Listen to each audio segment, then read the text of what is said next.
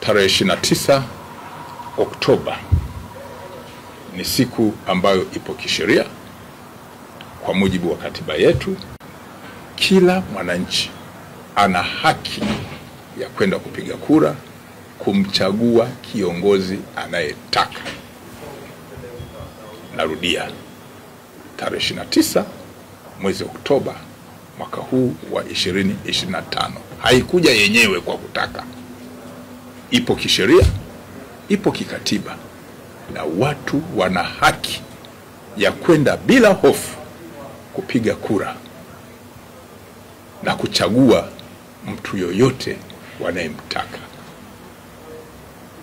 Vitendo vya kutisha watu, vitendo vya kujaribu kutishia watu havikubaliki, kwa sababu shughuli ile ni ya kisheria.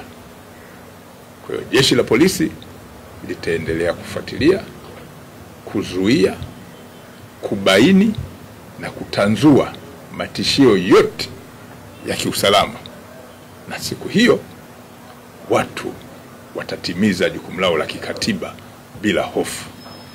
Tunaomba wananchi wema waendelee kutoa taarifa mbalimbali, na jeshi halitatoa siri, ili watu wote ambao wanajihusisha na vitendo vya kihalifu waweze kushughulikiwa kwa mujibu wa sheria, ikiwa ni pamoja na kuwafikisha kwenye mamlaka zingine za kisheria kama ofisi ya mashtaka pamoja na mahakama za kisheria za Tanzania.